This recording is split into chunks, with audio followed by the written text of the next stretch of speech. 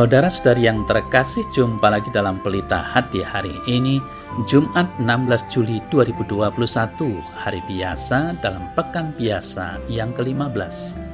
Bersama saya Romo Thomas Suratno SC dari Paroki Cilandak, Jakarta Selatan, mendengar dan merenungkan sabda Tuhan, yakni firman Tuhan yang tersurat dalam Injil Matius, bab atau pasal 12, ayat 1 sampai dengan ayat 8.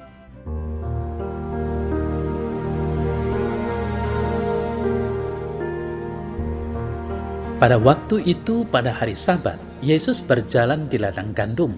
Karena lapar, murid-muridnya memetik bulir gandum dan memakannya. Melihat itu, berkatalah orang-orang Farisi kepadanya, "Lihatlah, murid-muridmu berbuat sesuatu yang tidak diperbolehkan pada hari Sabat."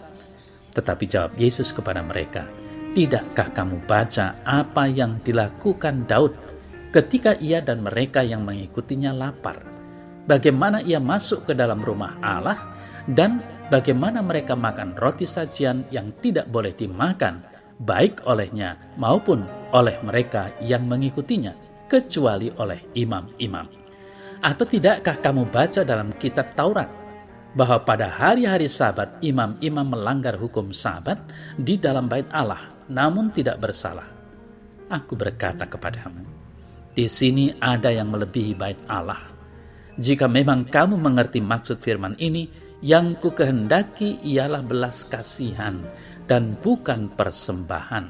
Tentu kamu tidak menghukum orang yang tidak bersalah, karena Anak Manusia adalah Tuhan atas hari Sabat."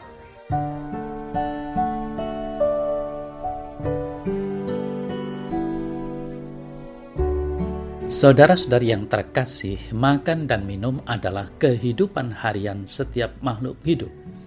Tanpa makan dan minum, makhluk hidup tidak akan mampu untuk bertahan hidup. Absennya makanan dan minuman dalam hidup dalam waktu yang panjang berarti hadirnya sebuah kematian. Tidak jarang kita jumpai banyak permasalahan jika ditelusuri hingga jauh ke dalam. Ujung dari masalah itu adalah perkara makan minum. Dua kelompok geng berperang untuk menunjukkan siapa yang kuat dan berkuasa. Ujung-ujungnya itu adalah permasalahan makanan dan minuman. Saudara-saudari yang terkasih, makan dan minum adalah fenomena harian yang juga sekaligus menjadi masalah harian. Orang menjadi marah dan brutal karena kelaparan. Orang tidak mampu berpikir panjang dan menemukan jalan keluar yang baik karena dalam situasi lapar. Absennya makanan dan minuman menjadikan seseorang kelaparan. Situasi kelaparan akan menjadi pemicu pada permasalahan-permasalahan lainnya. Permasalahan sosial yang terbesar dalam kehidupan ini adalah berkaitan dengan kelaparan, distribusi makanan yang tidak merata. Saudara yang terkasih, situasi kelaparan juga dialami oleh para murid Yesus. Perjalanan kaki yang panjang membuat mereka lapar dan memerlukan makanan. Situasi yang demikian menjadikan para murid memetik bulir gandum untuk mengisi perut mereka yang lapar. Sayang, hari itu adalah hari Sabat, hari di mana orang Yahudi berhenti dari melakukan kegiatan. Orang yang lapar tahu tentang hukum Sabat, tahu bahwa hari itu hari Sabat, apa yang boleh dan apa yang tidak boleh. Namun perut yang lapar tidak mengenal hari Sabat atau hari tidak Sabat. Yang diketahui perut adalah ketika terisi berarti kenyang, ketika kosong berarti lapar. Tidak ada kamus Sabat atau tidak Sabat.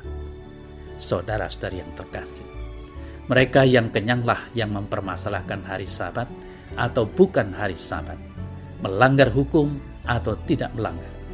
Sementara mereka yang lapar tidak mengenal lagi apakah Sabat atau bukan Sabat. Situasi lapar hanya bisa disembuhkan dengan makan, bukan dengan seperangkat aturan. Situasi kenyang berarti mereka dalam kondisi aman, dalam situasi yang lebih kuat, lebih menguasai situasi. Situasi seperti itulah yang dimanfaatkan untuk menghukum orang lain dengan dasar peraturan. Atas nama peraturan, orang yang sedang menderita pun sah untuk dihukum. Atas nama hukum, orang yang tidak berdaya bisa secara sah dikucilkan dan dipenjara. Saudara-saudari yang terkasih, Hal yang demikianlah yang kiranya hendak diajarkan oleh Yesus dalam warta Injil hari ini. Yesus mengajar para rasul bahwa menjadi muridnya, hukum utama yang harus mereka jalankan adalah hukum kasih. Persembahan yang berarti dalam konotasi makan minum sebagai bentuk kewajiban keagamaan merupakan hal penting. Namun ada hal yang jauh lebih penting daripada persembahan, yakni soal kasih. Makan dan minuman, saudara-saudari yang terkasih, hanya akan menghilangkan rasa lapar sementara saja. Setelah kenyang, manusia akan kembali mengalami kelaparan. Melihat situasi yang ada sekarang ini, kelaparan besar manusia, kita adalah lapar akan kasih. Sumber dari kasih itu adalah Allah sendiri. Maka jika kita tidak datang dan menimba kekuatan dari Allah sendiri, menimba kasih itu, hidup kita akan terus-menerus lapar dan tidak pernah puas. Kelaparan akan kasih Allah menjadi sebab utama mengapa manusia semakin sulit untuk saling mengasihi. Saudara-saudari yang terkasih, sebagai orang beriman, marilah kita mohon rahmat Tuhan agar kita senantiasa mampu menimba rahmat kasih dari Allah. Hanya kasih-Nya yang akan membuat kenyang. Dalam kasih-Nya kita akan dipuaskan untuk selamanya dan tidak merasa lapar lagi. Maka kita perlu terus-menerus menimba rahmat kasih itu untuk hidup kita dan hidup sesama kita.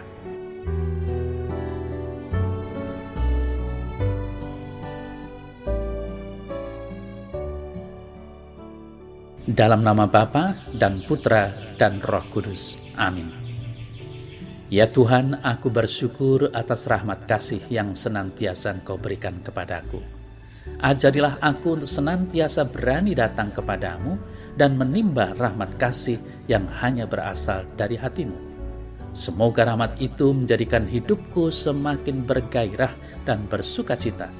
Tuhan, ajarilah aku untuk membagikan sukacita itu kepada sesamaku. Amin. Dalam nama Bapa dan Putra dan Roh Kudus. Amin.